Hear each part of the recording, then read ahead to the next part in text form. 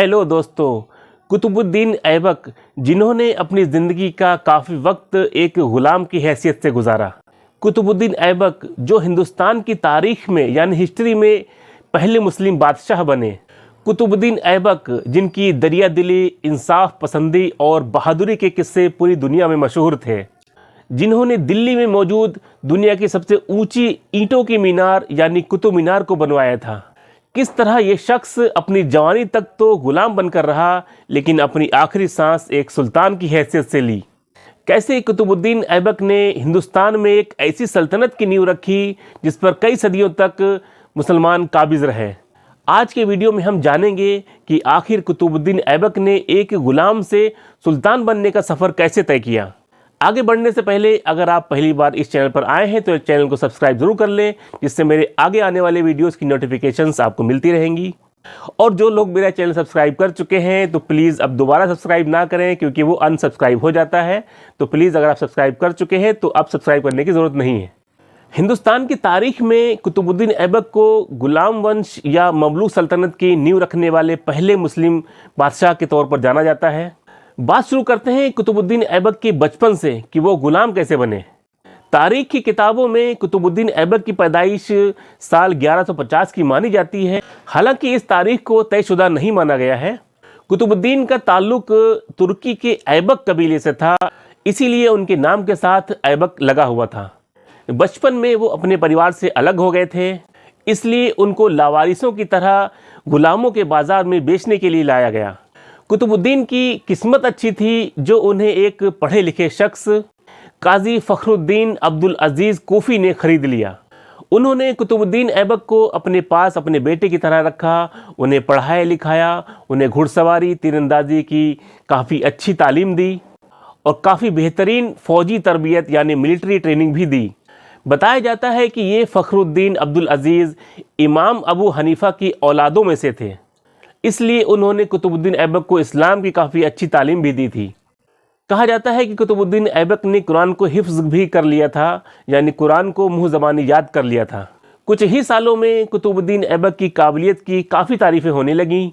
कहा जाता है कि फ़खरुद्दीन अब्दुल अजीज़ के इंतकाल के बाद उनके बेटों ने कुतुबुद्दीन ऐबक को एक ताजिर यानी व्यापारी को बेच दिया।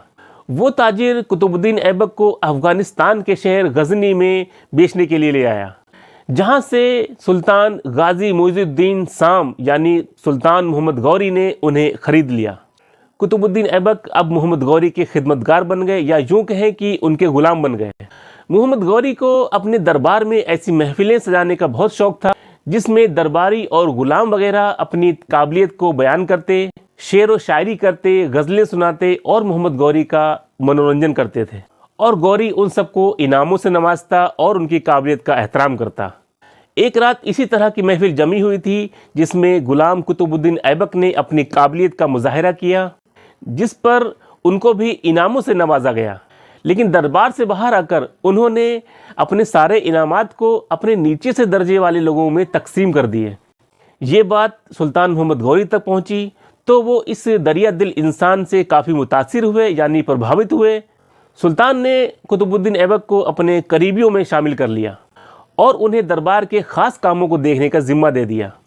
कुछ ही वक्त में कुतुबुद्दीन ऐबक को सल्तनत में एक बड़े सरदार का ओहदा मिल गया और फिर उन्होंने अपनी काबिलियत से इतनी तरक्की कर ली कि उन्हें अमीर आखोर बना दिया गया। अमीर आखोर उस वक्त ऐसा ओहदा था जिसके अंडर में शाही अस्तबल होता था। उसके अंडर में 3 सरदारों के साथ ही लगभग 1000 लोग होते थे।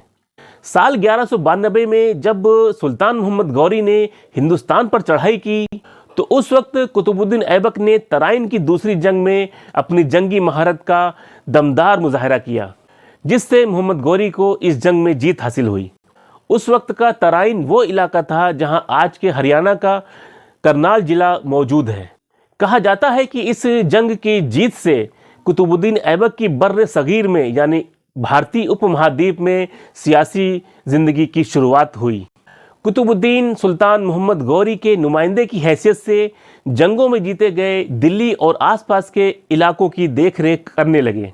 साल 1206 में जब मोहम्मद गौरी का अचानक इंतकाल हो गया तो कुतुबुद्दीन ऐबक ने दिल्ली की गद्दी संभाल ली। सुल्तान मोहम्मद गौरी का अपना कोई बेटा नहीं था, लेकिन वो अपने कुछ खास गुलामों को अपने बेटों की तरह ही मानते थे और कुतुबुद्दीन ऐबक भी उन्हीं गुलामों में से एक थे। कहा जाता है कि मोहम्मद गौरी अपनी मौत तक किसी को भी अपना जानशीन यानी अपना उत्तराधिकारी मुकर्रर नहीं कर पाए थे, इसलिए उनके गुलाम जहां जिस जगह पर तैनात थे वो वहां के हुक्मरान बन गए। लेकिन कुतुबुद्दीन ऐबक अपनी सियासी हिकमत अमली यानी राजनीतिक रणनीति का इस्तेमाल करते हुए असली जानशी की पोस्ट हासिल करने में कामयाब हो गए। कुतुबुद्दीन ऐबक की इस हरकत से मोहम्मद गौरी के 3 जानशी, दिल्ली के हुक्मरां कुतुबुद्दीन ऐबक, मुल्तान के हुक्मरां नासिरुद्दीन कबाचा और गजनी के हुक्मरां ताजुद्दीन यिल्दोज के बीच ताकत यानी सत्ता की लड़ाई छिड़ गई। मोहम्मद गौरी के एक और खास गुलाम थे बख्तियार खिलजी। उन्होंने इस लड़ाई में शामिल होना ठीक नहीं समझा। वो बिहार और बंगाल की तरफ चले गए और खुद को वहां का हुक्मरान होने का ऐलान कर दिया। इधर कुतुबुद्दीन ऐबक सभी पर हावी हो चुके थे। इस बीच 25 जून 1206 को लाहौर के किले में उनकी ताजपोशी की गई, लेकिन कुतुबुद्दीन ऐबक ने सुल्तान बनना कबूल नहीं किया और ना ही अपने नाम से कोई खुतबा पढ़वाया। यहाँ तक कि कुतुबुद्दीन ऐबक ने अपने नाम से कोई सिक्का भी जारी नहीं किया। कुतुबुद्दीन ऐबक का मानना था कि वो गुलाम हैं और उन्हें अभी तक आज़ादी नहीं मिली है, इसलिए उनको सुल्तान की शक्ल में कबूल करना मुश्किल होगा। साल 1208 में कुतुबुद्दीन ऐबक 40 दिन के लिए गजनी के सफ़र पर गए, जहाँ पर सुल्तान मोहम्मद गौरी के एक जानशीन ने कुतुबुद्दीन ऐबक की आज़ादी का ऐलान किया। अब कुतुबुद्दीन ऐबक पूरी तरह से आज़ाद थे और 1208-9 में उन्होंने सुल्तान का ताज पहन लिया। उससे पहले कुतुबुद्दीन ऐबक ने सुल्तान मोहम्मद गौरी की ज़िंदगी में ही हिंदुस्तान के बड़े हिस्सों के साथ ही दिल्ली को भी जीत लिया था। कहा जाता है कि कुतुबुद्दीन ऐबक ने साल 1193 में 1 साल के अंदर ही सुल्तान मोहम्मद गौरी की हुकूमत को राजस्थान से लेकर गंगा जमुना के संगम तक पहुंचा दिया और अगले 2-3 साल के अंदर ही ये सल्तनत चीन तक पहुंच गई थी। यूँ कह सकते हैं कि कुतुबुद्दीन ऐबक ने सुल्तान बनने से पहले ही अपने लिए काफ़ी बड़ी सल्तनत बना ली थी। इसी दरमियान कुतुबुद्दीन ऐबक ने अजमेर में 2.5 दिन का झोपड़ा, दिल्ली में कुतुब मीनार और कुव्वतुल इस्लाम मस्जिद जैसी कई इमारतें तामीर करवाई थीं।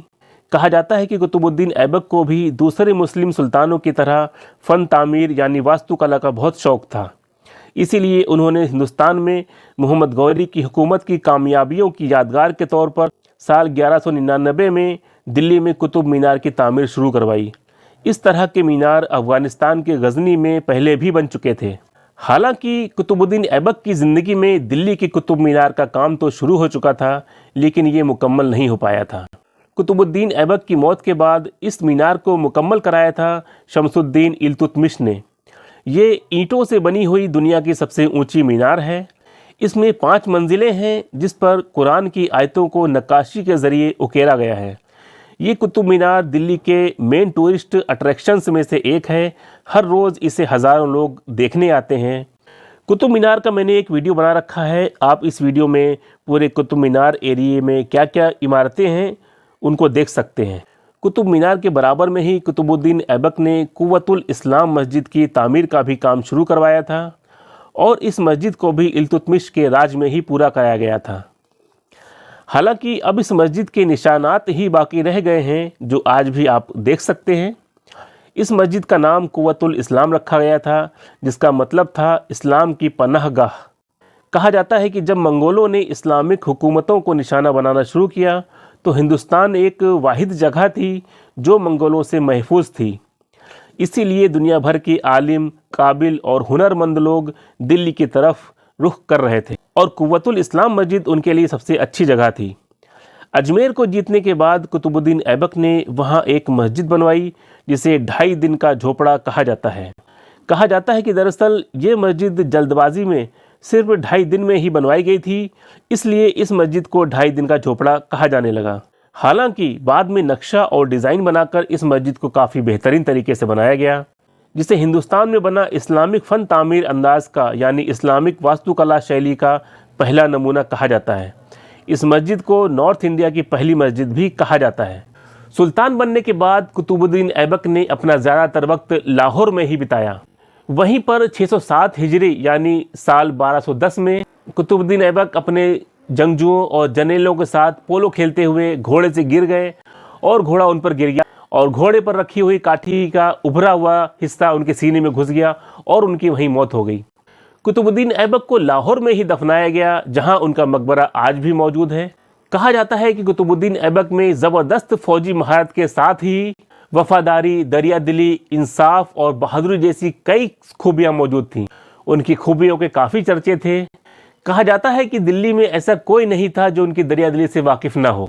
उनका ज़्यादातर वक्त जंगों में ही बीता, लेकिन उसके बावजूद उन्होंने तारीख में अपनी खूबियों से ऐसी छाप छोड़ी कि उनके बाद उनके तय किए हुए पैमाने पर कोई भी खरा नहीं उतर पाया। तो दोस्तों, वीडियो पसंद आया हो तो लाइक ज़रूर कर दें और इसी तरह की वीडियोस देखने के लिए मेरे चैनल को सब्सक्राइब ज़रूर कर लें। मिलते हैं किसी और वीडियो में किसी और जानकारी के साथ। अपना बहुत ख्याल रखें।